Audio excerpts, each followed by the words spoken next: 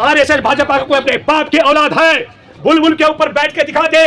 जो नई संसद भवन बन रहा है, पुराने संसद भवन से नए संसद भवन तक उड़ के जाए बुलबुल पर, मैं भूपेंद्र रावत 10,000 रुपए इंडिया गेट पे उन्हें इनाम के रूप में दूंगा। 2006 से लेकर के सपा बसपा की राज में नहीं मारा गया, उसकी हत्या भाजपा के योगी राज में की गई है। ये सर मोदी को माफी मांगनी चाहिए। द्रोह के मामले में नरेंद्र मोदी को जेल जाना पड़ेगा। पड़ताल, जांच पड़ताल अगर हुई जॉइंट पार्लियामेंट कमेटी के माध्यम से, तो नरेंद्र मोदी को देश को तबाह करने, बर्बाद करने और चीन के साथ साझेदारी निभाने वाले अडानी का यारी करने पर जो चांगचुंग लिंग है चीन का 20 लाख शेयर होल्डर अडानी का, वो उसके मामले में, देशद्रोह की मामले में नरेंद्र मोदी को जेल जाना पड़ेगा। और इससे भी एक और दूसरा मसला, वो आपने देखा 14 फरवरी 2019 को चुनाव जीतने के लिए, लोकसभा चुनाव से पहले हमारे देश के 40 जवानों की हत्या कराने के लिए, मैं पुलवामा का जिक्र कर रहा हूं, जहां शंकर राय चौधरी देश के जनरल रह चुके हैं, उन्होंने कहा नरेंद्र मोदी को माफी मांगनी चाहिए। और हमारे देश में 4 राज्यों के, बिहार, गोवा, जम्मू कश्मीर और मेघालय का राज्यपाल रह चुके भाजपा के वरिष्ठ नेता सत्यपाल मलिक ने कहा कि जवानों की हत्या करवाने, खुफिया एजेंसी की रिपोर्ट को खारिज करवाने, जवानों को जिंदा पहुंचाने के जहाज न देने, और इस सारे घटनाक्रम में भी अगर जांच पड़ताल होती है तो नरेंद्र मोदी और नरेंद्र मोदी के साथ साथ में 2 अहम लोग जिनके पाकिस्तान से सीधे संबंध है, एक सैयद अली अब्बास है, पाकिस्तानी आतंकवादियों का फाइनेंसर, वो हमारे देश के राष्ट्रीय सुरक्षा सलाहकार अजीत डोभाल के बेटे का पार्टनर है। जब पाकिस्तान के आतंकवादियों से भारत में बम विस्फोट कराने हो तो सैयद अली अब्बास के माध्यम से करवाए जाते हैं। इसलिए मैं कहना चाहता हूं कि उन आतंकवादियों के हमले की रिपोर्ट खुफिया एजेंसी ने जारी कर दी थी, उसको दबाने के लिए हमारे देश में भाजपा के वरिष्ठ नेता सत्यपाल मलिक ने कहा मेरे को राष्ट्रीय सुरक्षा सलाहकार अजीत डोभाल और देश के प्रधानमंत्री नरेंद्र मोदी जो विदेश को बिना बताए पाकिस्तान जाकर बिरयानी खाने गए थे आतंकवादियों के साथ, इन दोनों ने कहा कि आप अपना मुंह बंद रखो। अगर जांच पड़ताल होती है, और तब मैं कहना चाहता हूं इस पूरे पुलवामा के 40 जवानों की हत्या के मामले से ध्यान भटकाने के लिए जिस तरीके से अतीक और उसके परिवार को तबाह कर दिया गया, उनकी हत्या कर दी गई, मैं ये नहीं, मेरे कोई संपत्ति नहीं है अतीक के साथ, लेकिन मैं 2 मुद्दों पर जांच की बात आज करना चाहता हूं। सुप्रीम कोर्ट में बैठे जजों को हमारे देश के अंदर संविधान लोकतंत्र की हिफाजत के लिए आगे आना चाहिए। इसकी जांच का तरीका क्या हो।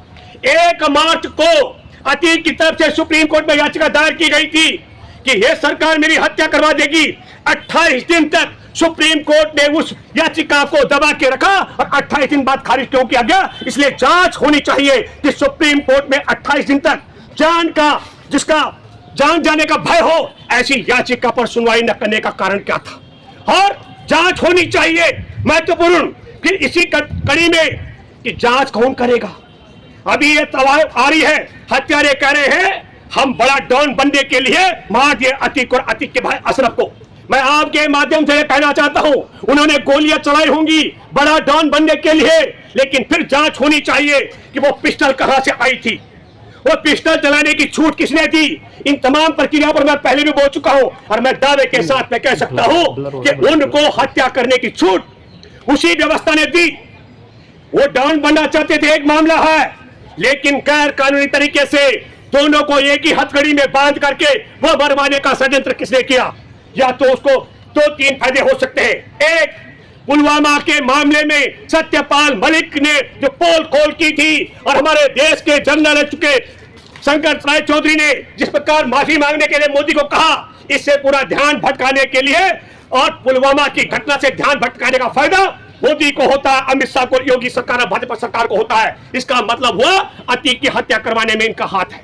दूसरी महत्वपूर्ण बात, उसका बहुत बड़ा आर्थिक साम्राज्य है, बताया जा रहा है हजारों करोड़ रुपए का, और उसका पार्टनर है नंदी, वो मंत्री है आदित्यनाथ की सरकार में। उस आर्थिक साम्राज्य पर कब्जाने का षड्यंत्र है, वो आर्थिक लाभ भी भाजपाई लोगों को होने वाला है। ये दूसरी महत्वपूर्ण बात है।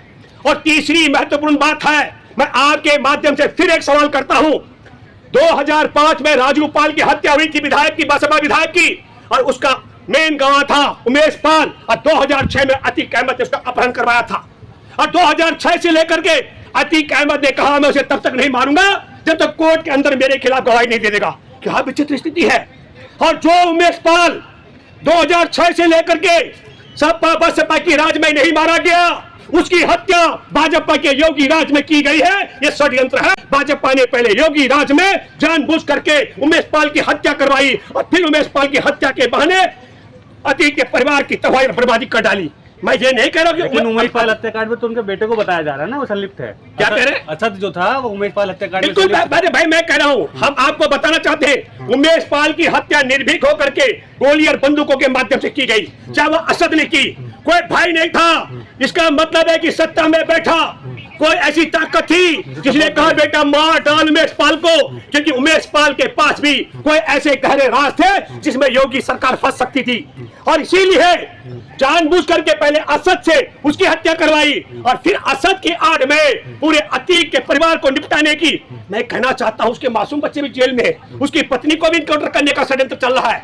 इसलिए मैं आपके माध्यम से एक बात फिर कहना चाहता हूं, अतीक की हत्या भी, अतीक के भाई की हत्या भी, अशरफ की हत्या भी, मैं फिर एक बात कहना चाहता हूं वापस 28 मार्च को सुप्रीम कोर्ट याचिका खारिज करता है अतीक की, और 28 मार्च को याचिका खारिज होने के बाद 15 दिन का टाइम तय करता है। पुलिस का अधिकारी कहता है अशरफ तुम्हारे को मिटाया जाएगा, और ठीक 15वें दिन क्रोनोलॉजी समझिए, जिस दिन सत्यपाल मलिक का एक इंटरव्यू होता है वो द वायर के लिए करण थापर वर्ष पत्रकार करते हैं, उसी दिन असद को निपटाया जाता है। ताकि क्रोनोलॉजी को समझो, जो सत्यपाल मलिक का इंटरव्यू है वो टीवी में चले, उससे पहले ध्यान भटकाने के लिए असद की हत्या करवा दी। बोला इनकाउंटर है। पुलिस के आला अधिकारियों ने कहा हमें पता है ये दिल्ली गया, फला जगह फला जगह फला जगह गया। लेकिन इसको समझिए वो 15वें दिन की तारीख क्यों तय की गई थी? सत्यपाल मलिक और करण थापर की तय डेट थी कि वो 13 अप्रैल को इंटरव्यू करेंगे, एक दूसरे से मिलेंगे और उसे ध्यान भटकाने के लिए। लेकिन वो इंटरव्यू द वायर ने 14 तारीख को चलाया। इनका खेल बिगड़ गया। इन खेल बिगाड़ने के लिए इन्होंने फटक से 15 तारीख को अतीक और अतीक के भाई अशरफ को एक ही साथ हथकड़ियां बांध करके निपटा दिया। तो मैं फिर कहना चाहता हूं आप सब लोगों के माध्यम से, जो हमारे देश से, देश की सीमा से, देश की सेना से, देश के जवानों से, देश के संविधान से, देश के इंसान से प्रेम करता है, वो उठ खड़े हो जाओ और घर घर पहुंचाओ ऐसे वीडियो को कि नरेंद्र मोदी और हमारे देश के राष्ट्रीय सुरक्षा सलाहकार ने आतंकवादी हमले के खिलाफ पुलवामा में आवाज खोलने पर तब राज्यपाल सत्यपाल मलिक को चुप कराया था। इसका मतलब है ये आतंकवादी के यार और हमारे देश के गद्दार हैं। इन गद्दारों को सजा दिलाने के लिए एक ही तरीका है, इस वीडियो को घर घर पहुंचाओ, एक एक जवान के घर पहुंचाओ, एक एक देश प्रेमी के घर पहुंचाओ, एक एक संविधान प्रेमी के घर पहुंचाओ और देश के 140 करोड़ लोगों तक पहुंचाओ, ताकि पता लगे कि देश के गद्दार और आतंकवादियों में यार है। और इसी तरीके से दूसरी बात आपको बताना चाहता हूं, 15 जून 2020 को हमारे 20 जवानों को गलवान घाटी में निर्मम हत्या कर दी, पीट पीट कर चीन ने मारा था और चीनी सैनिकों ने क्षेत्रों का अधमरा किया था। तब हमारे देश के प्रधानमंत्री ने कहा था न कोई घुसा है, न घुस आया, न हमारी सीमा पर किसी का कब्जा है। ये बात भी झूठ बोली गई और इसकी तह में क्या है, देशवासियों से फिर कहा गया कि साहब हमने ऐप्स बंद कर दिए, लेकिन चांग तुंग लिंग है जो हमारे देश के प्रधानमंत्री का यार है अडानी, वो अडानी का साझेदार है। चांग चुंग लीग 20 लाख शेयर होल्डर का मालिक है। हमारे देश का एयरपोर्ट अडानी को, हमारे देश का बंदरगाह अडानी को, हमारे देश का रेल अडानी को, और अडानी के माध्यम से चीन की साझेदारी हो रही है। और फिर मैं कहना चाहता हूं आपसे, अतीक के हत्यारे कह रहे हैं हम बड़ा डॉन बनना चाहते थे, लेकिन तुर्की की पिस्टल कहां से आई? हम पूछना चाहते हैं उनको इतनी हिम्मत कहां से आई? हत्या करके निहत्या खड़े हो रहे हो। वो 3 अलग अलग कासगंज, बांदा और अमीरपुर के 3 अलग अलग जगह के, उन्हें किसने मिलाया, उनको ट्रेनिंग किसने दी?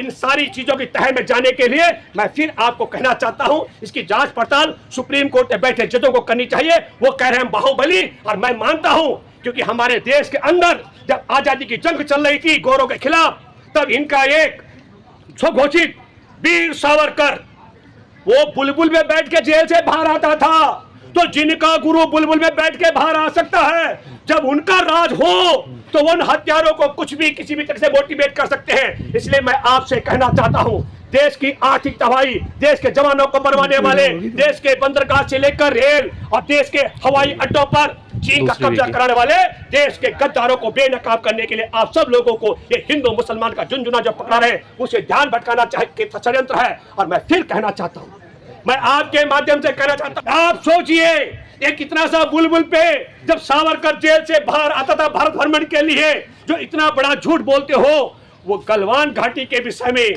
अतीक की हत्या कराने के विषय में, हमारे देश के एक एक संपत्ति को अदानी के माध्यम से चीन के कब्जे में कराने के लिए और जवानों की हत्या कराने के लिए कितना झूठ बोलते होंगे, इसकी तह तक भी आपको जानना है।